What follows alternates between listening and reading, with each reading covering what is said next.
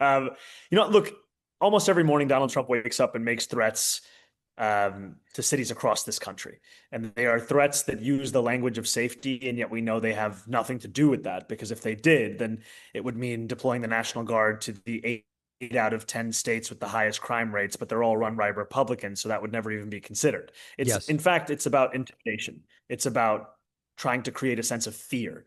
And I agree with the police commissioner, Jessica Tisch, here in New York City, that we do not need the National Guard. We have the NYPD to create that public safety, and that's why I'm looking.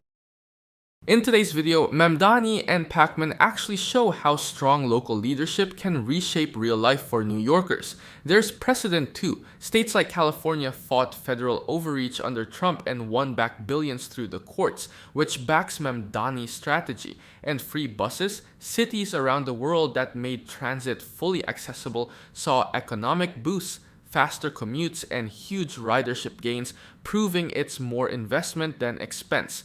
Pakman's point hits as well. If voters choose bold solutions, democracy should let those ideas be tested and judged by results, not fear. So let's dive in and watch how Zohran Mamdani and David Pakman on the David Pakman Show break down New York's future.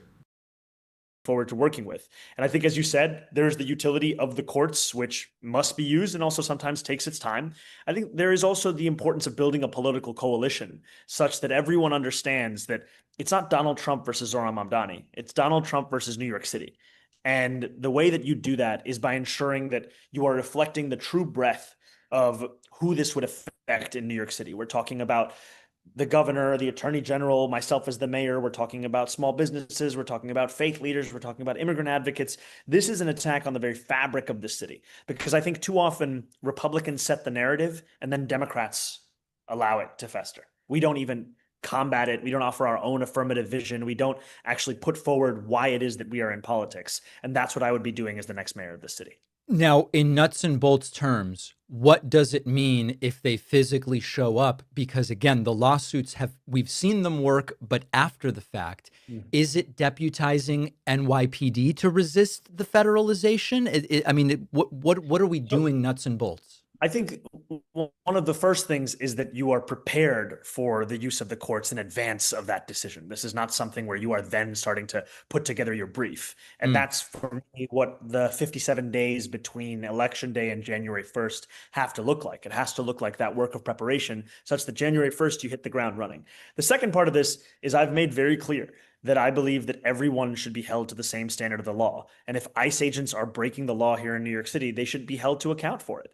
And this is something that sadly is missing in so much of our politics today, where we try to create a different set of rules on the basis of who we would apply them to. And part of the reason that Donald Trump is currently prosecuting Attorney General Tish James is because she had the gall to hold him to account to that same set of laws. So the nuts and bolts will look like that clear directive in this city, that everyone will be held to account to the same law. It'll mean having the lawsuits prepared in advance if in case this is something that is pursued by the federal government, and ensuring that the coalition of the Attorney General, the governor, and myself is one that is ready to go. Because one of the more successful examples of taking on the federal administration was in California, where you had the mayor of LA, the governor of California, the attorney general of California, all working together. And the attorney general there said that for every dollar they spent on legal fees, they recovered more than 30,000 in federal funds that would have otherwise been stripped from them.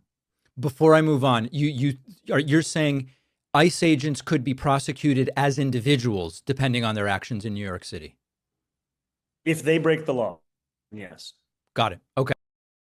This part of the conversation really highlights something that doesn't get discussed enough. There are real tools cities can use to push back against federal overreach, and Mamdani is absolutely right to emphasize building that legal and political shield before anything even happens. We've already seen examples of this during the Trump years, like when California, with its governor, attorney general, and major city mayors unified, successfully blocked multiple federal attempts to seize funds or force cooperation with immigration crackdowns.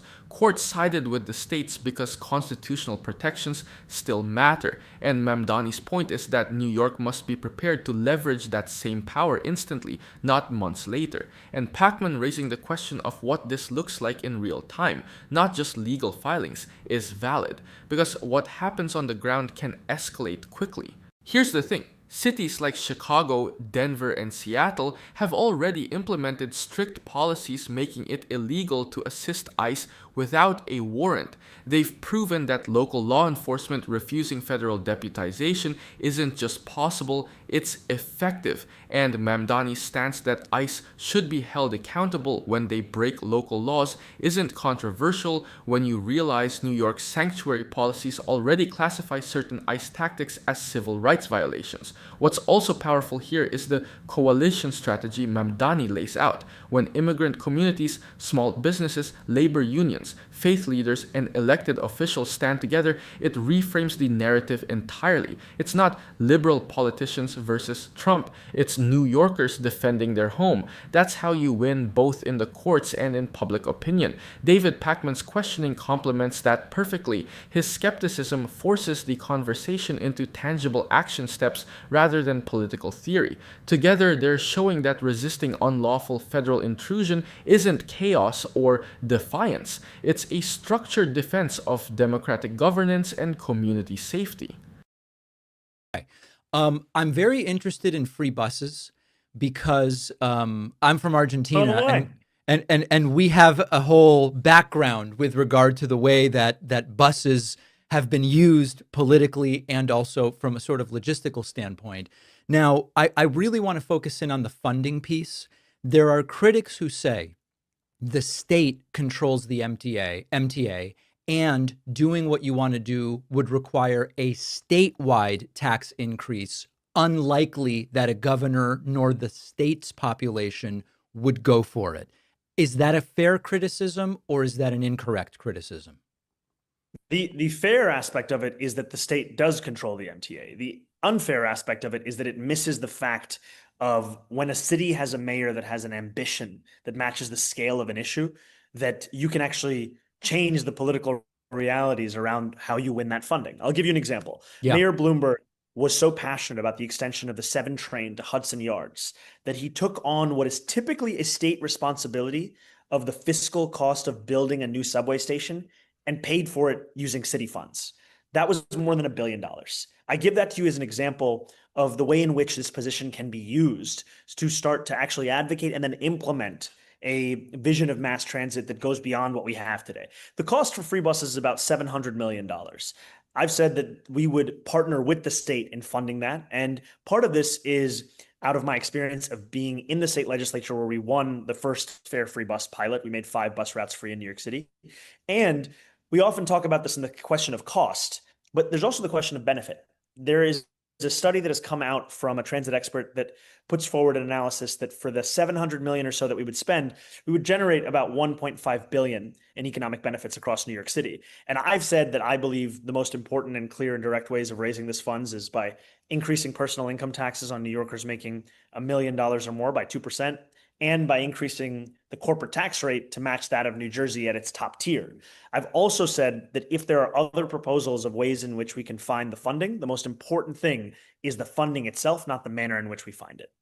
One of the things that I don't, and we'll find out because I have you here to ask, I don't believe that those estimates are dynamically adjusted for what is expected to be a change in ridership, maintenance on the buses, et cetera. Is it true or is that incorrect? Is that priced into your estimates? The 700 million is a current estimate. The MTA will put a number of different predictions forward. What I've often found is even the MTA's reliance on McKinsey for where their ridership numbers would be. We saw time and time again that the predictions were outstripping the realities. And that continues to be an issue for many New Yorkers. So I guess the one piece would be, depending on the actual uptake, then there would have to be an accounting for, okay, number one, do we need more buses? Do the buses need more frequent maintenance? Do we need more staff? That is not currently in the 700, right? The 700 is the replacement of the fare revenue. That's what the 700 is. And I think that, if our platform is about making buses fast and free, and these two things together will also require having a reimagination of the way in which we engage with bus transit across What's really striking in this moment is how the discussion shifts from political resistance to bold policy innovation, and both Mamdani and Pakman are laser focused on making sure transit reform is grounded in reality. Mamdani's push for free buses isn't wishful thinking, it mirrors what major cities around the world have already proven works. In Luxembourg and Vienna, when fares were reduced or eliminated, ridership jumped, air pollution dropped, and neighborhoods with limited access to subways suddenly saw economic life return. Transit becomes not just transportation, but a tool for mobility in the economic sense. Pakman raising concerns about long-term operational costs is important too. Free fares are only one part of the picture. Increased ridership means higher fleet mileage, faster wear and tear, and more workers needed to keep everything running smoothly. That's not a deal breaker, it just demands serious planning. And Mamdani's transparent response, acknowledging that bus speed upgrades and staffing expansions must come with the plan, shows he's not selling a fantasy. He's offering a full infrastructure transformation. The revenue ideas he brings forward aren't pulled out of thin air either. New York used to tax high earners more than it does today, and even a modest bump like Mamdani proposes is far below the rates during earlier periods of major economic growth. Pair that with aligning corporate tax rates to nearby states like New Jersey, companies already operating here can afford the adjustment, and the math becomes more than workable. Plus, tackling slow bus speeds is something the city has complete authority over. Expanding dedicated bus lanes and traffic priority systems could instantly improve reliability and cut commute times, which boosts adoption even more. So while Pakman is right to challenge the scalability and sustainability of the proposal, Mamdani is showing that the payoff isn't just theoretical, it's measurable, and it's already happening elsewhere. The city, because the city controls the streets across the 5 boroughs, while the MTA is controlled by the state. And the streets determine how fast those buses move. And that's a Yes. question of busways, bus lanes, bus prioritization signals. That is critically important. And I'm very excited to be building a coalition that finally looks at that as it should be, which is political decisions. One of the things I find myself wanting to tell my audience as we talk is, even if you and I have differences in terms of political and economic philosophies, which we do, one of the things that I think we have to do in this country is, if voters have decided they want to try something, we get to try it, and then we measure and we evaluate. And so for all of this stuff about, listen, I think there are some divisions on the left right now. And what I think is interesting about what's happening in New York, and of course the results are going to tell us what sort of a test we get, is we've tried a number of different things in different parts of this country, and we've also tried different things in New York. Even though I would not run on your campaign, we get to now see, if you win, what are the effects, and then voters get to vote again. And so while I recognize the differences within the left, and you and I are in different parts of the left, if voters have decided, and if they do decide that they want to try your approach, we get to try it. And anybody who is on any part of the left, I believe, has to be in favor of that. Well, I really appreciate that. And I think that's what's so exciting about what comes after this election, is the opportunity to take an idea and implement it, because the worth of an idea comes from the implementation of that idea. We cannot believe in things purely in theory. We have to believe in them also in practice. And this now gives us that opportunity to deliver on that. And I really appreciate your analysis of the fact that this is now going to be a collective effort to live up to the will of voters here in New York City. And I'm very excited to be a part of it. We didn't have time for what you will do about the scourge of tourists walking slowly, but I think that maybe we have to leave for that's a much bigger issue than the free buses, quite frankly.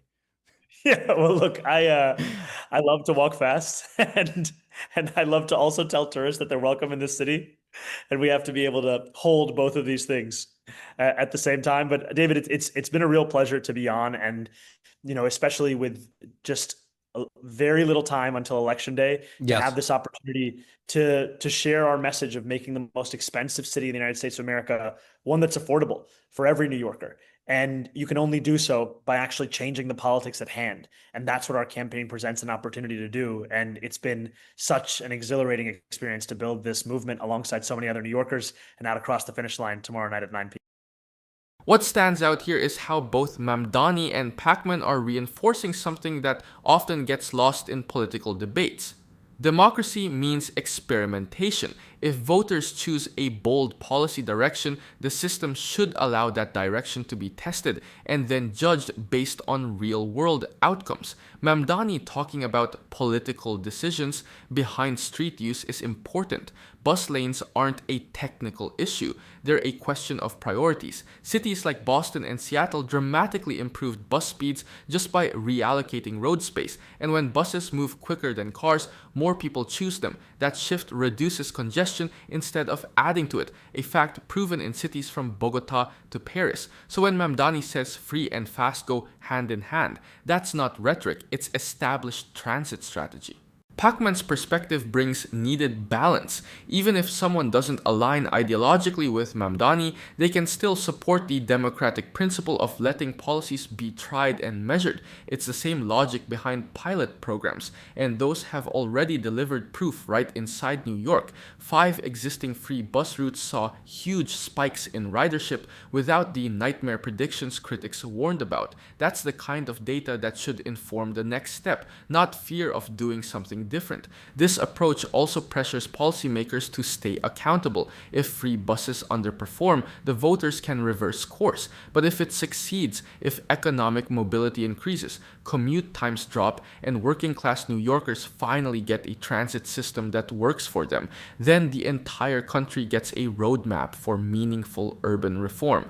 Both Mamdani's boldness and Pakman's insistence on evaluation are essential ingredients for progress.